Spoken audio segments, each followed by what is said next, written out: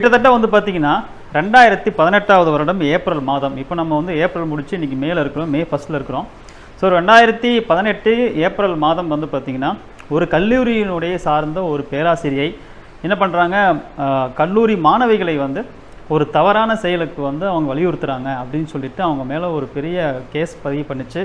அது சம்மந்தமாக பரபரப்பான நியூஸ் எல்லாம் போச்சு. அப்புறம் அவங்க தூக்கி அரெஸ்ட் பண்ணி உள்ளே போட்டாங்க.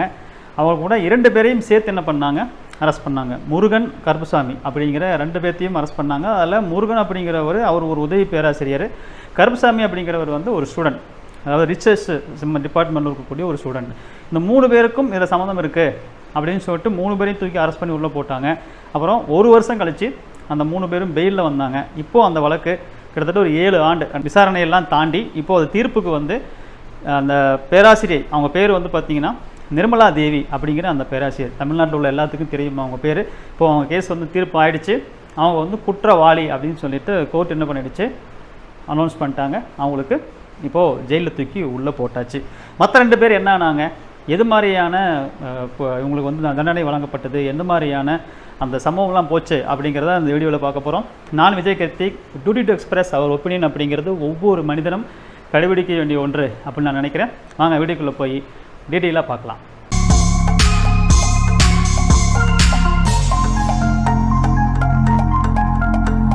அவங்க வந்து பார்த்திங்கன்னா ஒரு கல்லூரி பேராசிரியர் இருக்கிறாங்க. இந்த பேராசிரியரோடு சேர்த்து ஒரு முக்கிய பிரமுகர், அவர் நான் பேரை சொல்ல விரும்பலை, ஏன்னா அது சம்மந்தமாக எந்த ஒரு குற்றப்பத்திரிகையும் நமக்கு வந்து நிறுவனமாக வெளியே வரலை.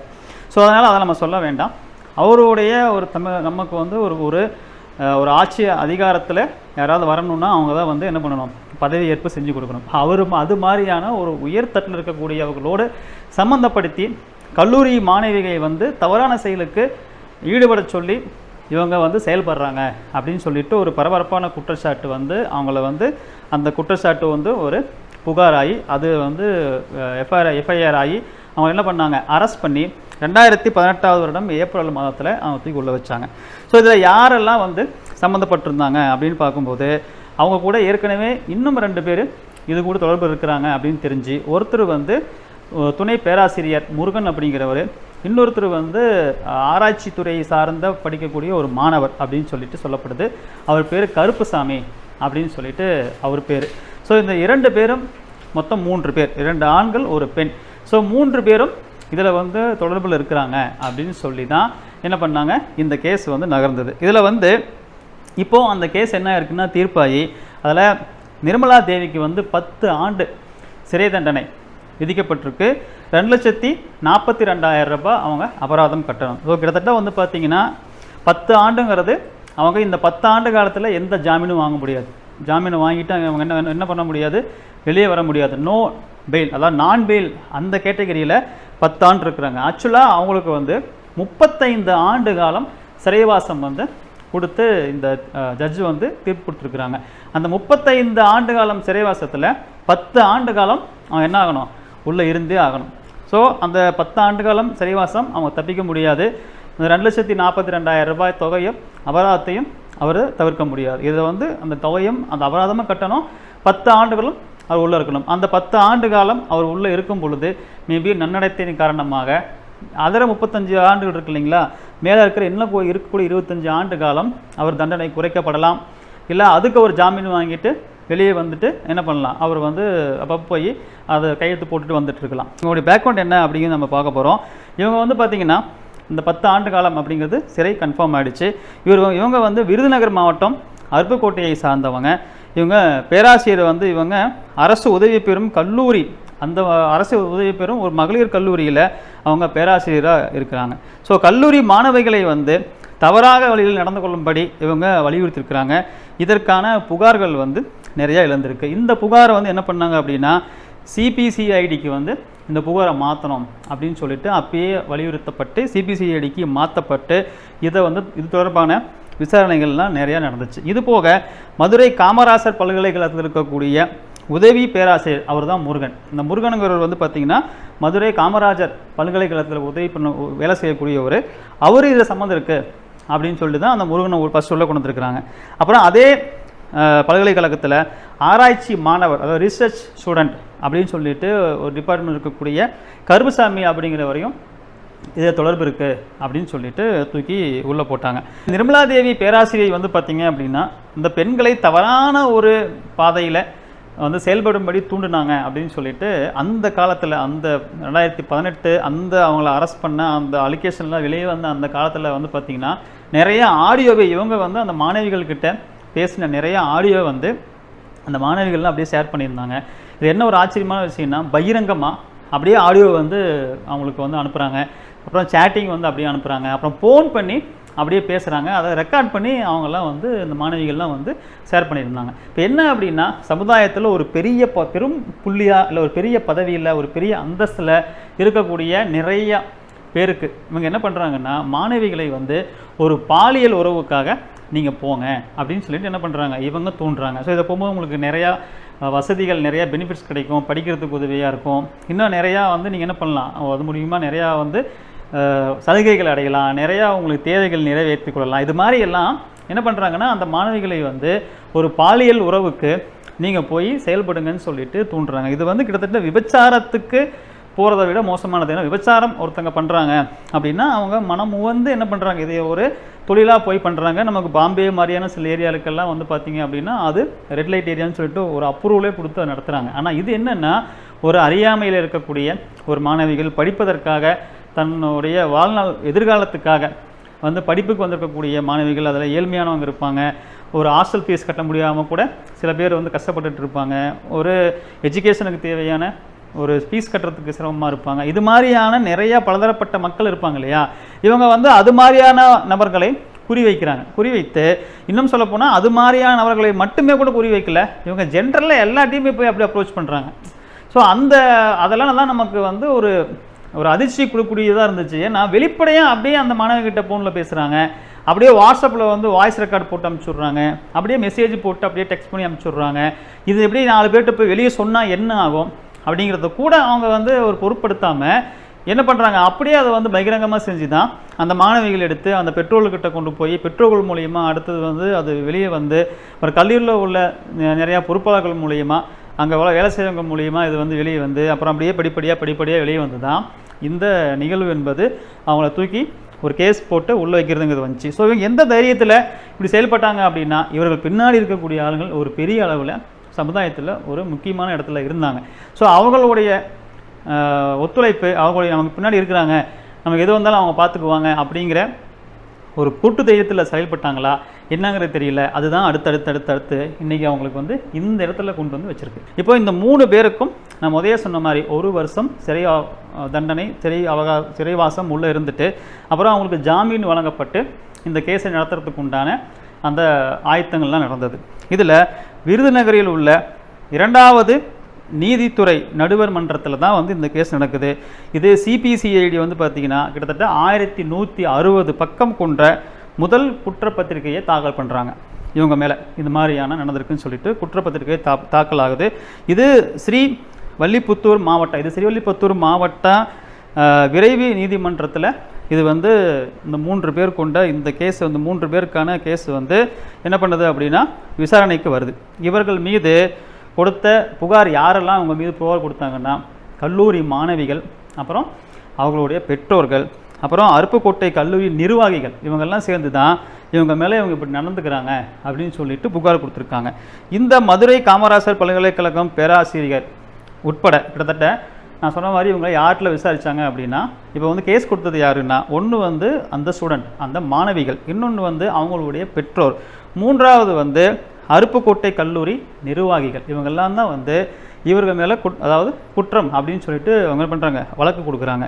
இவங்க நம்ம வந்து சிபிசிஐடி என்ன பண்ணுறாங்க அப்படின்னா மதுரை காமராசர் பல்கலைக்கழகத்தில் ஒர்க் பண்ணுற அங்கே வந்து பேராசிரியராக உள்ளவங்க, அப்போ நிர்வாகத்தில் உள்ளவங்க, அப்புறம் நம்ம அருப்புக்கோட்டை கல்லூரியில் உள்ள நிர்வாகத்தில் உள்ளவங்க, இவங்கக்கிட்ட எல்லாம் வந்து என்ன பண்ணுறாங்கன்னா கிட்டத்தட்ட 104 பேர்கிட்ட விசாரணை பண்ணுறாங்க. ஒவ்வொருத்தராக கூப்பிட்டு 104 பேரிடம் தீவிர விசாரணை வந்து மேற்கொண்டு அதுக்கப்புறம் வந்து நீதிமன்றம் விசாரணை இது வந்து முடியுது. இந்த மாதிரி 104 பேர்கிட்ட இந்த விசாரணை வந்து முடியுது.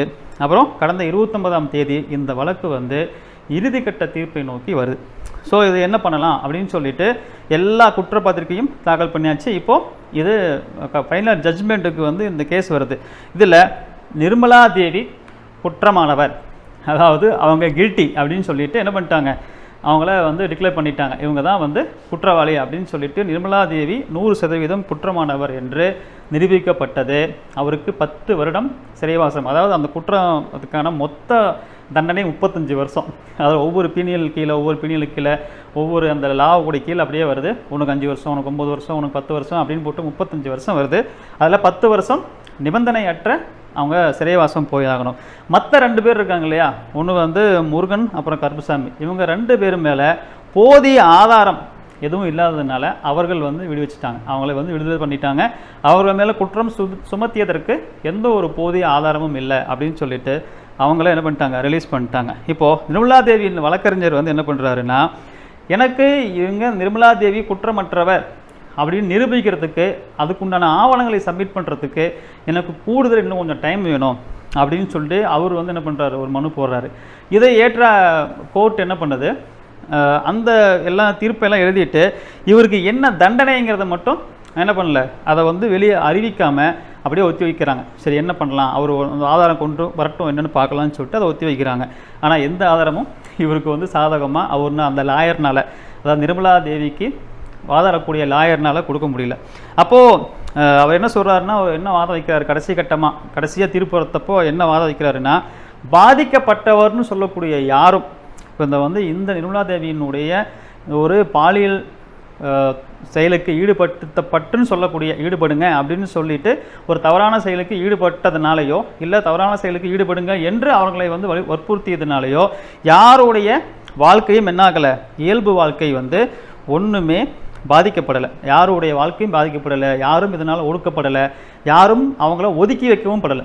அதாவது இவங்கள ஒடுக்கி வைக்கக்கூடிய சூழ்நிலையிலையும் அவங்க யாரும் ஆட்படலை, அதாவது அவங்கள ஒதுக்கியும் வைக்கல. ஸோ இவங்கெல்லாம் வந்து தீண்டத்தகாதவர்கள், இவங்களை வந்து அவர்களுக்கு திருமணம் ஆகிறது தடையோ இல்லை அவங்க சமுதாயத்தில் வந்து அடுத்தடுத்த கட்டத்தை நோக்கி வெளியே வர்றதுக்கான தடையோ அந்த மாதிரி ஆகி அவர்களுக்கு எந்த பிரச்சனையும் நடக்கலை. யாரும் அவர்களை ஒதுக்கியும் வைக்கல, ஒடுக்கியும் வைக்கல.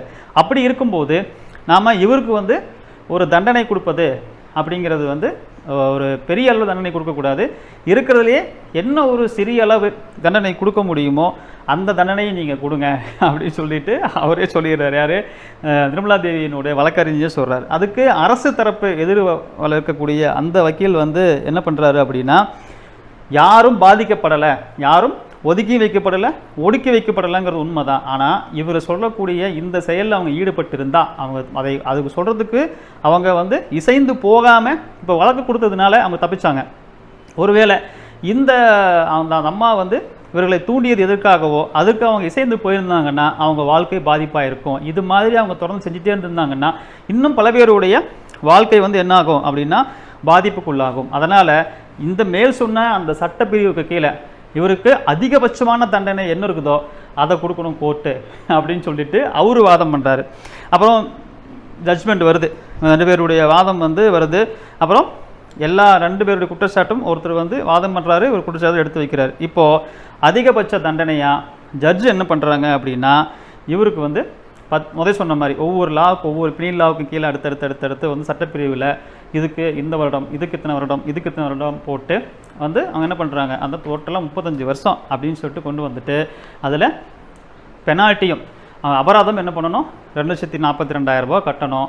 அதில் 10 வருடம் நிபந்தனையற்ற சிறைவாசம், மீதி 25 வருடம் மேபி அவங்க பெயிலில் வரலாம். நன்னடத்தை காரணமாக அந்த தண்டனையை குறைக்கவும் செய்யலாம். இது தவிர ஒன்றும் பண்ண முடியாது அப்படின்னு சொல்லிட்டு அவங்க என்ன பண்ணிட்டாங்க, அந்த தீர்ப்பை வழங்கி இப்போது அவர் கூட உதவியாக இருந்தாங்களா இல்லையான்னு நமக்கு தெரியாது. அவங்க 2 பேரும் வெளியே வந்துட்டாங்க.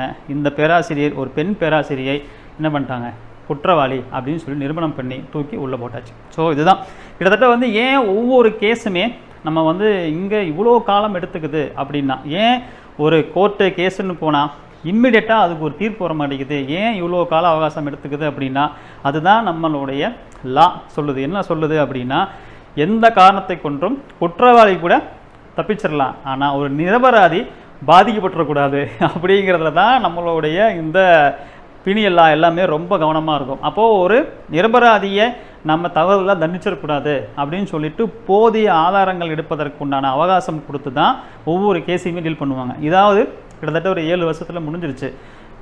பல வருடம் 20 வருடம் நடந்த கேஸு, 30 வருடம் நடந்த கேஸ் எல்லாம் வந்து நமக்கு பார்க்க முடியுது. இன்னும் அவங்க வந்து ஒரு அரசியல் தலைவராக இருந்தாங்கன்னா, அவங்க ஒருவேளை ஆட்சிக்கு வந்தாங்கன்னா அவங்க இன்ஃப்ளூயன்ஸை யூஸ் பண்ணி அப்படியே தள்ளிட்டு போவாங்க. ஸோ எல்லாமே வந்து சட்டம் ஒரு இருட்டறை அப்படின்னு சொல்லுவாங்க இல்லையா, அது மாதிரி இதில் வந்து வக்கீலின் வாதம் தான் ஒரு விளக்குன்னு சொல்கிற மாதிரி. இப்போ நமக்கு வந்து அரசு அதாவது இந்த சட்டம் சொல்கிறது என்ன அப்படின்னா, நம்ம முதல்ல சொன்ன மாதிரி தான், குற்றவாளி கூட தப்பிச்சிடலாம், தப்பு இல்லை. ஆனால் நிரபராதி தண்டிக்கப்பட்டு விடக்கூடாது அப்படிங்கிறது தான் ரொம்ப வந்து அங்கே முக்கியமான ஒரு குறிக்கோளாக சட்டம் வைத்திருப்பது. இதனால தான் ஒவ்வொரு கேஸுக்குமே அவங்க முடிஞ்ச வரைக்கும் அந்த கால பீரியடை எடுத்து பலதரப்பட்ட வகையில் விசாரித்து பலதரப்பட்ட ஆதாரங்களை எல்லாம் திரட்டி அவர் உண்மையாகவே அவர் மேல் தண்டனைங்கிறது நிரூபகம் ஆகும் பட்சத்தில் தான் அவங்கள தூக்கி என்ன பண்ணுவாங்க, இது மாதிரி உள்ள வைக்கக்கூடிய ஒரு தீர்ப்புங்கிறது வரும். ஸோ இது மாதிரியான நிர்மலா தேவிக்கு நடந்த ஒரு சம்பவம் நிறையா பேர் இது மாதிரி செயல்படலான்னு இருந்தவங்களுக்கு ஒரு பாடமாக இருக்கும். இது எல்லாமே அவங்களோட வாழ்க்கையில் ஏன் இதெல்லாம் வந்து இந்த நடக்கக்கூடிய விஷயத்தையெல்லாம் நம்ம மீடியா மூலிமா வெளியே கொண்டுட்டு வரோம் அப்படின்னா, இன்னொருத்தங்களுக்கு இது வந்து இப்படியெல்லாம் நடந்திருக்கு, நாம் கவனமாக இருக்கணும், நாம் இது மாதிரியான விஷயத்துக்குள்ளே போய் தெரியாமல் கூட மாட்டிக்கூடாதுன்னு ஒரு தரப்பு, அந்த மாணவிகள் மாதிரியான தரப்புகளுக்கு ஒரு அவேர்னஸாக இருக்கலாம்.